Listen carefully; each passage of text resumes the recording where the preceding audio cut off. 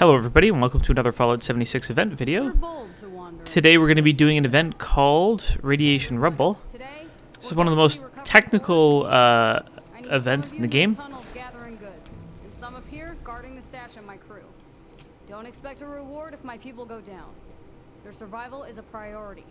And don't forget it. Ghouls don't like us messing around down there, so gather as much as possible before they overwhelm us. Let's go. Okay everybody, I'm going to go down the tunnels first. Just keep an eye on the ghouls. If you keep the turrets repaired, the ghouls will attack the turrets instead of the scavengers, so it's important to keep them up. So we're just doing a little teamwork right now. I like communicating with the team, especially if there's lower level players that might not have done this before. And unless you've done this event specifically, the number of ghouls that you have to kill is quite startling.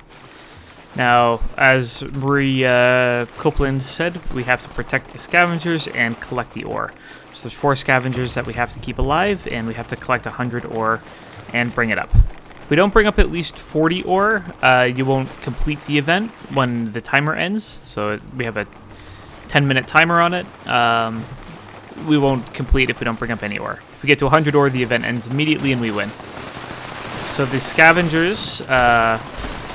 the ghouls will attack the scavengers if the turrets are dead, otherwise they'll attack the turrets. There's no way to heal the scavengers.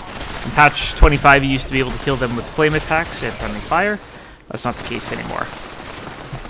So, we're doing pretty good right now. I'm going down here and collecting more ore. So again, there's 4 tunnels, and there's should be about 8 to 10 ore down each. If you use an excavator power armor, you do not get more ore. You will also lose all of the ore at the end of the event, so you can't save it up and just deposit it on the next event that you go to.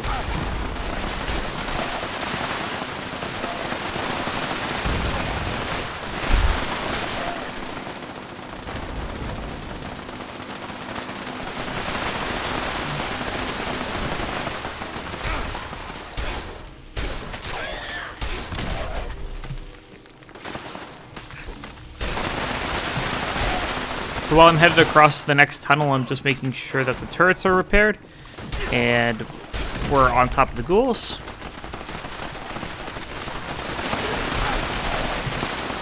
Okay.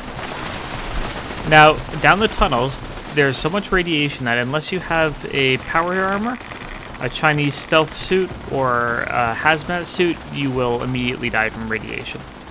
So currently I'm wearing a Chinese stealth suit.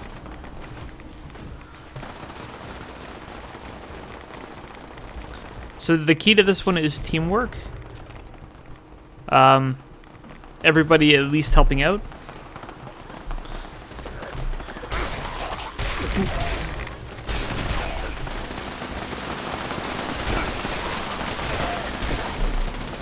Okay, headed down tunnel B now, so this will be the last tunnel I go down.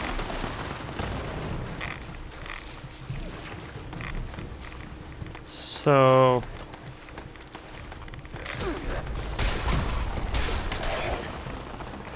good, they're paying attention to the health of the scavengers. Now it's best to watch the ghouls go to scavengers before they actually start attacking them, because if you constantly wait for the health to start falling on the scavengers, they'll die before the end of the event.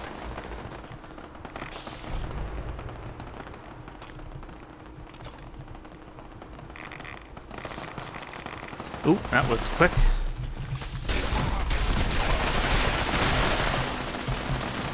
Okay, so that's it for my running.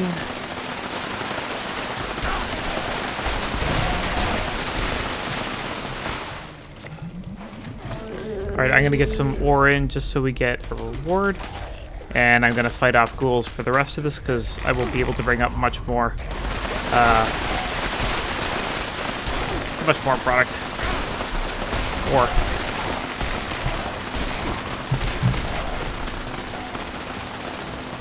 Okay, repairing the turrets.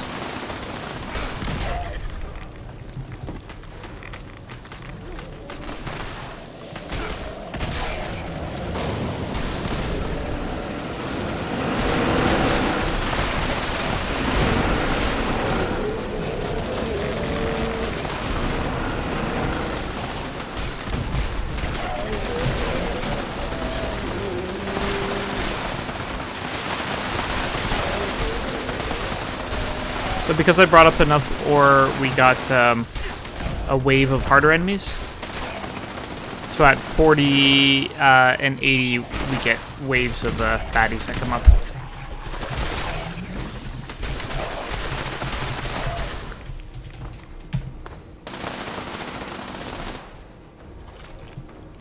So we'll loot at the end. And we're going to repair the turrets. Now the turrets do die quite quickly, but again, ghouls will go there first.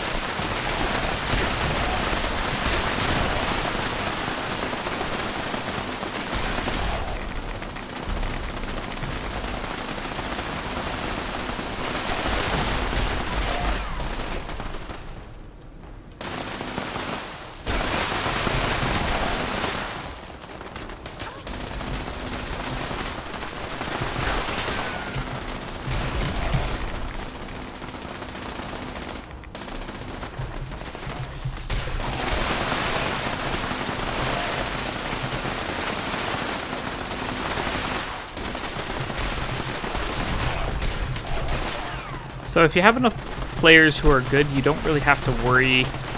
Like, you can trust that somebody's going to cover the other side. But if not, you have to really be mobile, checking from side to side, checking on the turret health, and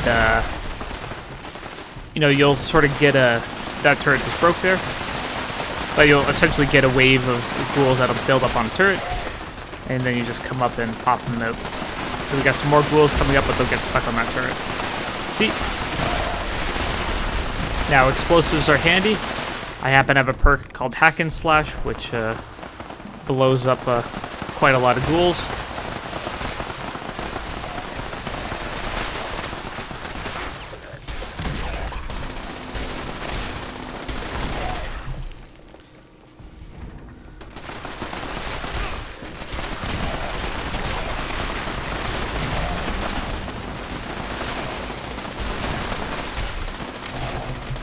Punching, more ghouls.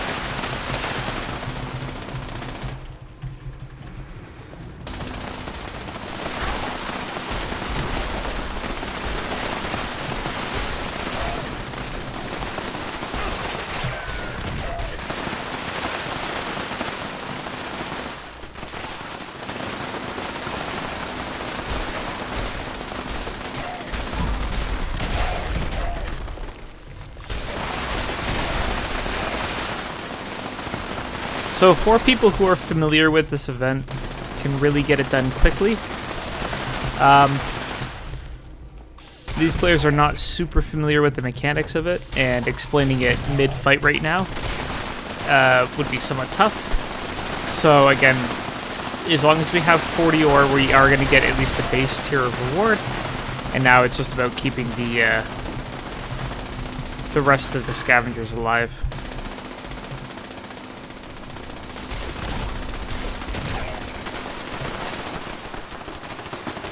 Now this is the longest way to actually finish the event, but the nice thing is you do get the most experience and loot at the end. You just don't have a chance of getting the rare plan rewards from completing it.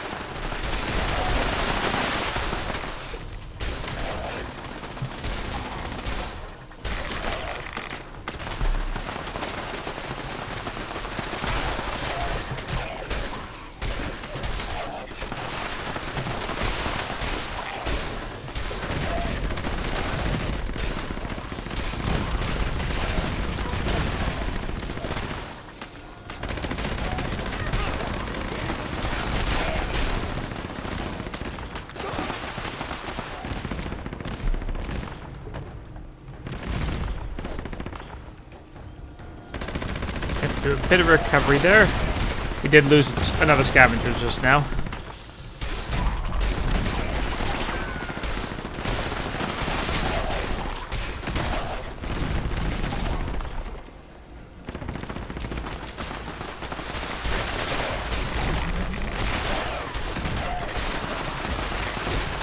There we go, we completed the event. 2 scavengers alive, 40 ore.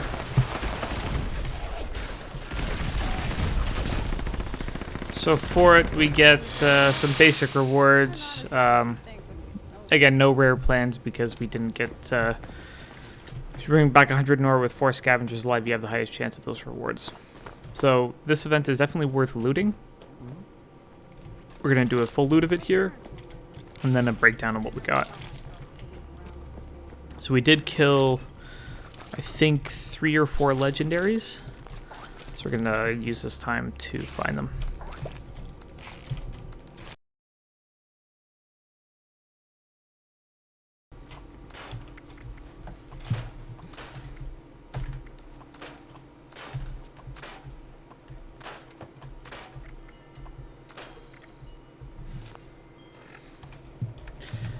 Alright, so if we go over to our junk, we'll see that we got an okay amount of junk. We got some excess adhesive, lead scrap, gears, screws, molded plastic. So again, a pretty good amount of junk. Steel, waste acid. So definitely worth doing just for the junk that we get alone from the ghouls. And I'll deposit that here. Now ammo. Sort by weight, dropping things that aren't really sellable.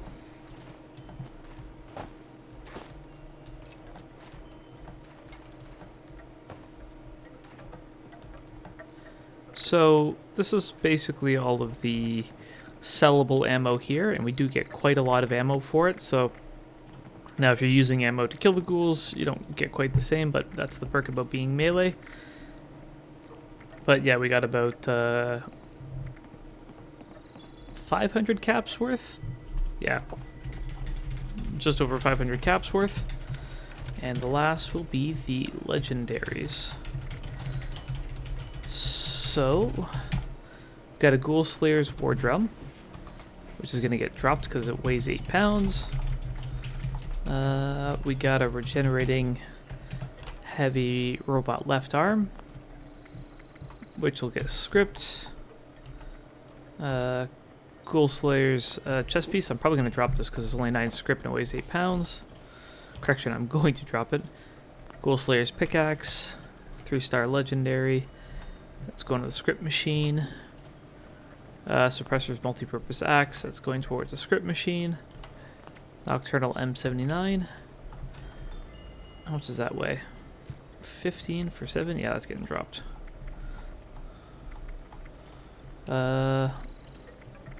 That's it. So that's everything that we got there for legendary. So it's not bad. Again, for a 10-minute long event, that's a pretty high rate of legendaries. Anyways, Radiation Rumble, I try to do it as often as I can. When I go to Radiation Rumble, you have about 6 minutes to start it before the event ends. I'll wait until about 3 or 4 other people join before I start the event. And it's important that you don't start it too quickly. If you can get a few other people there, it'll really make it easier. Anyways, if you've enjoyed this video, please consider subscribing. If you have any comments or suggestions, please post them below. Thank you very much for tuning in, and I'll catch you in the next video.